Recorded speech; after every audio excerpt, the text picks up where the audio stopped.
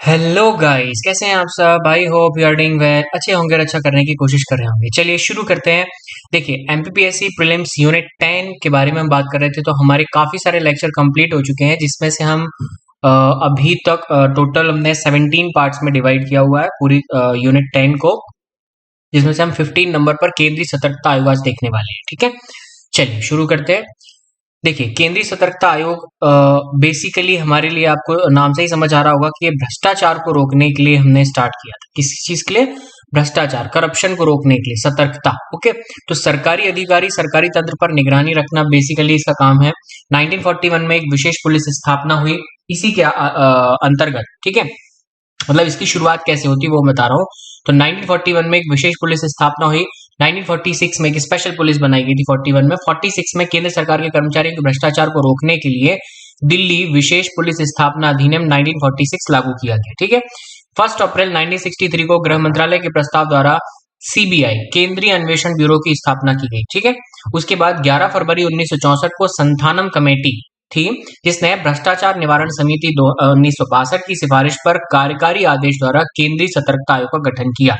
आई again repeat, कहां से चालू होती है? 1941 में एक विशेष पुलिस बनाई गई भ्रष्टाचार को रोकने के लिए। फिर 46 में केंद्र सरकार के कर्मचारियों को भ्रष्टाचार को रोकने के लिए हमने दिल्ली विशेष पुलिस स्थापना अधिनियम 1946 को लॉन्च किया।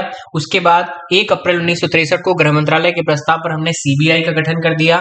फिर 11 फरवरी 1964 को जो संथानम कमेटी थी, उसने भ्रष्टाचार निवारण समिति 1962 की सिफारिश पर एक कार्यकारी आदेश जारी किया और बोला कि केंद्रीय सतर्कता आयोग का गठन किया जाएगा। ठीक है, उसके बाद 1997 में विनीत नारायण केस में सुप्रीम कोर्ट ने कहा कि सीबीआई को सीबीसी के तहत कार्य करना चाहिए। मतलब जो सीबीआई है ना, वो सीबीसी के अंडर में होगी। ठीक है, ओके। 25 अगस्त 1998 को अध्यादेश द्वारा इसको सांविधिक दर्जा दिया गया। सांविधिक दर्जे का मतलब ये संवैधानिक नहीं है, सांविधिक है। सांविधिक मतलब हमने एक अधिनियम लेकर आ गए। ठीक है, और वो अधिनियम क्या था? 2003 में केंद्रीय सतर्कता आयोग अधिनियम 2003 द्वारा सीबीसी के सांविधिक दर्जे की पुष्टि की गई। आई अगेन रिपीट, इसको संवैधानिक नहीं बोला जा रहा है, सांविधिक बोला जा रहा है। सांविधिक मतलब एक अधिनियम लाया गया, तो 2003 में लाया गया था एक अधिनियम, और उसके तहत इसको सांविधिक दर्जा दिया गया। प्रकृति अगर हम देखें तो मैंने आपको पहले बता दिया कि सांविधिक है 1998 के बाद। उसके बाद आधार इसका केंद्रीय सतर्कता आयोग अधिनियम 2003। ठीक है, ये एक स्वतंत्र निकाय है, संसद के प्रति उत्तरदायी है। मुख्यालय इसका नई दिल्ली में है। पहले आयुक्त हमारे एनएस राव हुआ करते थे 1964 से 68 के बीच में। अभी संजय कोठारी है, 25 अप्रैल 2020 से अभी तक बने हुए हैं। इसका उद्देश्य बेसिकली मैंने आपको बताया, करप्शन को रोकना है और पब्लिक का जो ट्रस्ट है वो बढ़े अधिकारी कर्मचारियों में। मंत्रालय इसका कार्मिक मंत्रालय है। ठीक है, उसके बाद गठन एवं संरचना के बारे में बात करें तो धारा 3 के वन में आपको मिलेगा केंद्रीय सतर्कता आयोग का गठन। ठीक है, उसके बाद धारा 3(2) में संरचना मिलेगी, तो एक अध्यक्ष और अधिकतम 2 सदस्य, मतलब टोटल 3 ही लोग होते हैं। एक अध्यक्ष होता है और ज्यादा से ज्यादा 2 सदस्य होते हैं, जिनकी योग्यता के बारे में धारा 3(3) में बताया गया है कि अनुभवी सिविल सेवक होते हैं। मतलब ये एक्सपीरियंस्ड सिविल सर्वेंट होते हैं, और इनको फाइनेंस, उसके बाद इंश्योरेंस, इनका ऐसी कंपनियों में या इन चीजों को हैंडल करने का एक्सपीरियंस इनके पास होता है। ठीक है, उसके अलावा एक इनके पास सचिव भी होता है। सचिव केंद्र सरकार द्वारा नियुक्त किया जाता है धारा 3(4) में। धारा 3(6) में इसके मुख्यालय के बारे में बताया गया है, जो कि नई दिल्ली में है। अगर हम अब तक के आयुक्त के बारे में बात करें तो एक बार जस्ट आप इनको पढ़ लीजिएगा। ठीक है, आयुक्त इतने ज्यादा इंपॉर्टेंट नहीं है, बट कभी कभी पूछा जाता है कि इनमें से कौन नहीं रहा है, तो अगर आपने देखा होगा एक बार तो आपको स्ट्राइक कर जाएगा कि यार ये नाम नहीं पढ़ा मैंने, तो मतलब ये नहीं रहा। ठीक है, तो I again repeat, NS Rao, M Dutt, V K Acharya, M G Piyottakar, उसके बाद R K Trivedi, R P Khanna, UC Agarwal, C G Somiya, Vijay Shekharan, S B Giri, N Vittal, P Shankar, Pratyush Sinha, PJ Thomas, Pradeep Kumar, Rajeev, KV Chaudhary, Sanjay Kothari. आपको याद नहीं करना, मैं बार बार बोल रहा हूँ, इसको जस्ट एक बार पढ़ना है क्योंकि क्वेश्चंस आते हैं उस टाइप से। अगर हम इनकी नियुक्ति और पदावधि के बारे में बात करें, इनको हटाने की प्रक्रिया, तो देखो नियुक्ति कौन करता है? राष्ट्रपति द्वारा होती है। तो राष्ट्रपति डायरेक्ट कर देता है? नहीं, एक चयन समिति बनाई जाती है। अच्छा, तो चयन समिति कैसी होती है? तो इसमें प्रधानमंत्री अध्यक्ष होते हैं, गृह मंत्री और लोकसभा में विपक्ष का नेता इसके सदस्य होते हैं। तो टोटल 3 लोग मिलके तय करते हैं कि सीवीसी कौन होगा, चीफ विजिलेंस कमिश्नर, मतलब केंद्रीय सतर्कता आयुक्त कौन होगा। इसकी अगर पदावधि के बारे में बात करें तो धारा 5 में इसकी पदावधि दी गई है कि या तो 4 साल या 65 साल, जो भी पहले पूरा हो जाएगा उसमें ही रिटायर हो जाएगा। पुनः नियुक्ति का पात्र नहीं होगा, हम इसको फिर से नियुक्ति नहीं दिला सकते हैं। शपथ इसकी राष्ट्रपति दिलाता है इसको। धारा 5 के साथ में वेतन के बारे में अगर हम बात करें तो अध्यक्ष का वेतन जो होता है वो यूपीएससी के अध्यक्ष के बराबर होता है, और सदस्य का जो वेतन होता है वो यूपीएससी के सदस्य के बराबर होता है, और इसमें कभी भी कोई भी कटौती नहीं होती है, इनके भत्ते भत्ते कुछ नहीं काटे जाते। ठीक है। उसके बाद धारा 6 के बारे में अगर हम बात करें, जिसमें इनके हटाने की बात है, तो राष्ट्रपति इनको हटा सकता है अगर कोई कदाचार किया, कोई गलत काम किया, या फिर ये काम करने में असमर्थ है। सुप्रीम कोर्ट की एक जांच कमेटी बनाई जाती है, वो जांच करती है, अगर जांच सही पाई गई तो फिर इनको हटा दिया जाता है। ठीक है। इसके अलावा कुछ और भी आधार है इनको हटाने के, बिल्कुल है। अगर ये दिवालिया हो गए हों, मतलब डिसीजन नहीं ले पाते हों, ऐसे अपराध जो इन्होंने कभी पहले किए थे बट उसका केस चल रहा था, अब उसका डिसीजन आ गया और इनको सजा हो गई, तो हटाना पड़ेगा। इनकी पदावधि के दौरान अगर मान लीजिए ये यहाँ से तो सैलरी ले ही रहे हैं, कहीं और से भी अगर कोई सैलरी वैलरी लेने लगे तो फिर दिक्कत हो जाएगी। मानसिक रूप से अक्षम हो गए, पगला गए, समझ नहीं आ रहा क्या करना है। ठीक है। उसके अलावा ये कहीं और से किसी कंपनी में इन्होंने इन्वेस्ट कर रखा है, वहां से कुछ पैसे कमा रहे हैं, तो अगर ऐसे कुछ भी काम करेंगे ना, तो ये बेसिकली सही इम्पैक्ट नहीं पड़ता है, इसलिए हम क्या बोलते हैं कि इनको हटा दीजिए। ठीक है। उसके बाद धारा 7 में जो केंद्रीय सतर्कता आयोग है, उसके जो नियम बनाने का जो मेनली दायित्व है वो केंद्र सरकार के पास रखा गया है। ठीक है।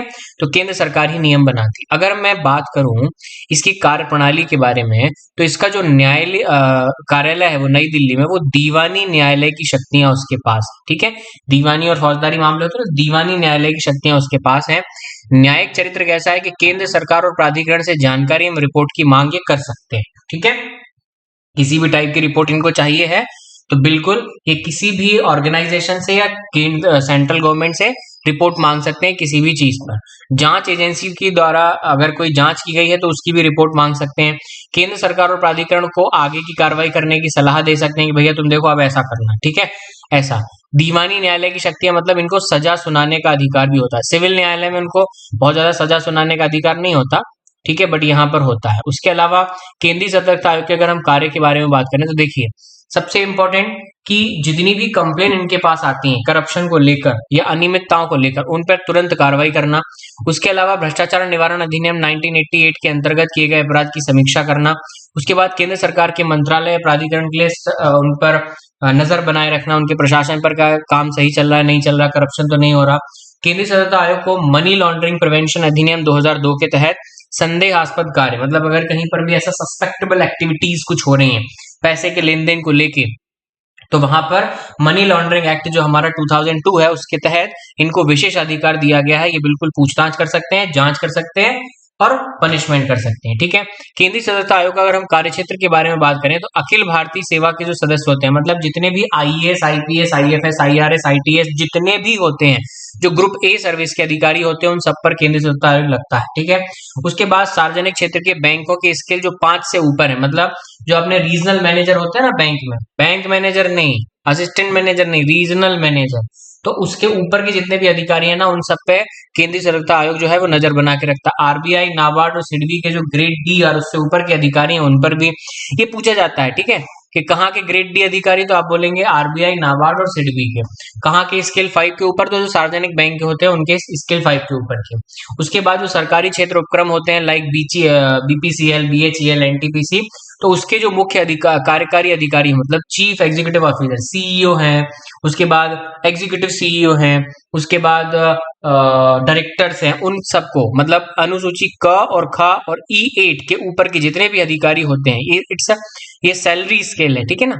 E8 उसके ऊपर के जितने भी अधिकारी होते हैं उन सब पे केंद्रीय सतर्कता आयोग जो है नजर बना के रखता है। सरकारी क्षेत्र के उपक्रमों में मुख्य कार्यकारी अधिकारी वही सब है। ठीक है। तो उन पर नजर बना के रखना, मतलब बड़े बड़े अधिकारियों पर बेसिकली ये कमान कसता है भ्रष्टाचार को लेकर। ठीक है। अगर हम बात करें कि क्या ये अपनी साल भर की रिपोर्ट भी किसी को सौंपता है, बिल्कुल, ये राष्ट्रपति को अपनी रिपोर्ट सौंपता है साल भर में केंद्रीय सतर्कता आयोग ने क्या क्या काम किया है, और फिर उस रिपोर्ट को राष्ट्रपति क्या करता है कि संसद में रखवाता है कि भैया ये काम किया है। उसके बाद केंद्रीय सतर्कता आयोग कोई अन्वेषण एजेंसी नहीं है, मतलब इनके पास ना कोई इन्वेस्टिगेशन करने का कोई वो नहीं है, मतलब ये इन्वेस्टिगेशन नहीं कर सकते, इनके पास कर्मचारी नहीं होते। ये तो या तो सीबीआई के माध्यम से या फिर सरकारी कार्यालय में एक कमेटी बना देते हैं और उनको बोलते हैं कि तुम ही हमें इन्वेस्टिगेशन करके बता दो। ठीक है। ये लोक सेवकों की कुछ श्रेणियों, जैसे होता क्या है कि सबके लिए भ्रष्टाचार के लिए नहीं है, छोटे कर्मचारी के भ्रष्टाचार को नहीं देखते हैं, ये ऊपर के कर्मचारियों के लिए, ये लोक सेवकों की कुछ श्रेणियों के द्वारा जो भ्रष्टाचार निरोधक अधिनियम 1988 है उसके तहत भ्रष्टाचार की जांच करने की शक्ति इनके पास होती है।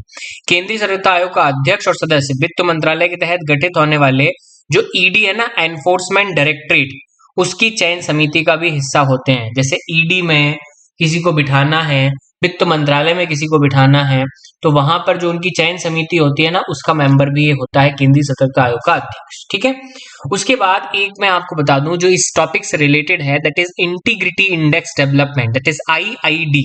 ये क्या है? बेसिकली भारत में जितनी भी गवर्नमेंट के ऑर्गेनाइजेशन हैं, जितने भी, उन सबको ट्रांसपेरेंसी से, उन सबको करप्शन फ्री रखने के लिए ये एक इंडेक्स है जो कि ये दिखाता है कि कौन सा ऑर्गेनाइजेशन कितने अच्छे से काम कर रहा है। ठीक है, तो और वहां पर कोई प्रशासन में भ्रष्टाचार तो नहीं है। उसके बाद CVC ने, भारतीय प्रबंधन संस्थान अहमदाबाद, मतलब CVC ने IIM अहमदाबाद के साथ एक रिसर्च भी की हुई है और उसको अपनाते हुए उन्होंने इंटीग्रिटी इंडेक्स के निर्माण का काम सौंपा। किसने बनाया है? तो IIM अहमदाबाद ने बनाया है।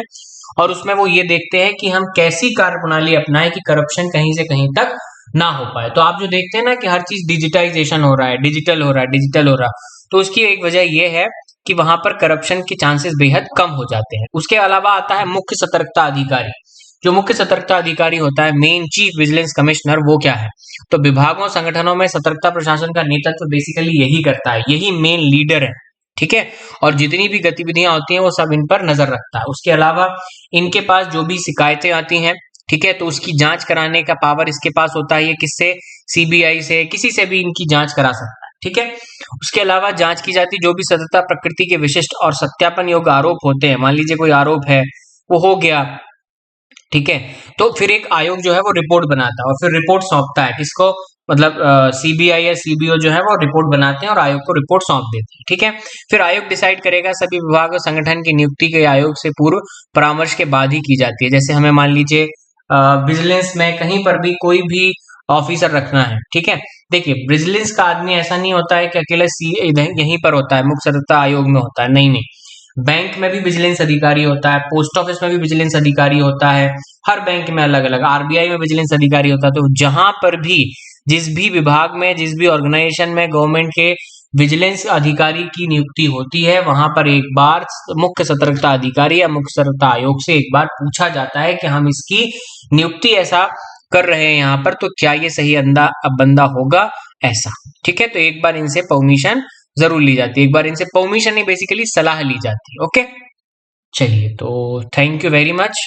अगर आप ये नोट्स चाहते हैं तो आप फटाफट से, लिंक डिस्क्रिप्शन में दी गई है, वहां पर जाकर नोट्स परचेज कर सकते हैं।